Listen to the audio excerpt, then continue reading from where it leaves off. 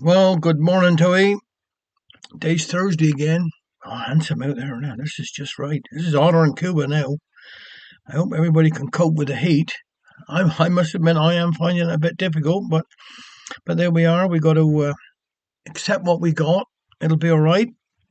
As soon as we get rain, we'll be saying well, we haven't had no summer. But so there we are. It's Thursday morning, Cornishman Day, and really I haven't got a lot of. Well, I only got two birthdays tomorrow. No, Saturday, not tomorrow. Today's Thursday, so Saturday. So that's Jean Pope and Mike Hawken on Saturday. Well, happy birthday to you both there, and well, hope you have a great time. Now, tomorrow night, Friday night, I'm down the Hale Day Centre. Well, open up half past 6. Hope we start by half past 7. But I'm going to do Hale in World War Two.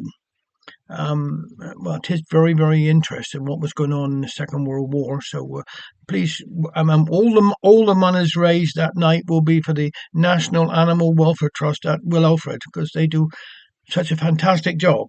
And somebody will be there just to tell us a bit more about it on the night. But I've been up there and I think, well, I'm amazed what they do. So please come. Tickets are £5. You can have a cup of tea and a bit of cake afterwards. That's all in the price. And there'll be some raffles as well, and some odd bits and pieces to sell, just to raise money for the centre. Now, sadly, not very often I want to talk about this, but sadly we lost a dear friend this week. If anybody knows the late Brenda Wotton, well, sadly her daughter Sue Ellery Hill has passed away this week, and well, all we can say is our deepest sympathies from everybody here in Cornwall. But I used to I read stories, dialect stories, and I've met Sue scores of times, and of course she gave me permission to. In her memory today, I'm going to do this little poem called "The Quilt." It's to think about Brenda Wotton, but also about sadly, her daughter.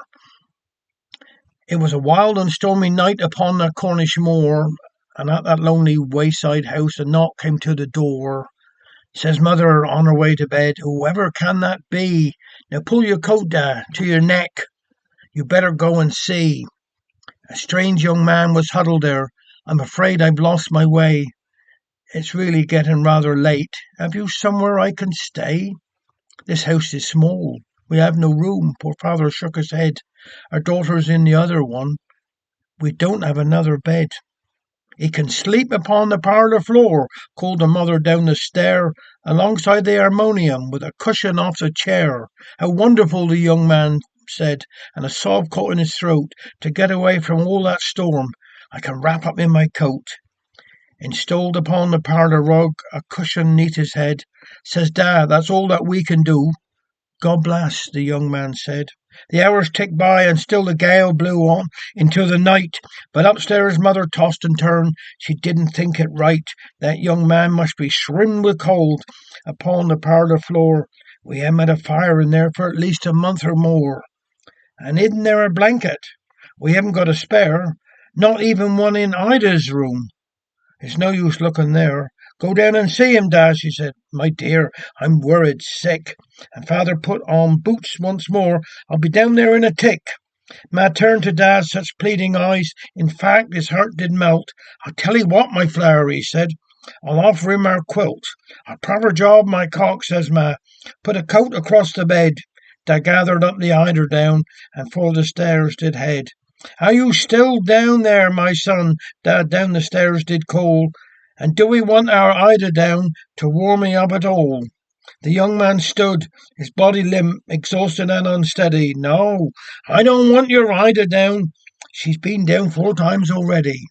That's in memory of our dear Sue Ellery Hill.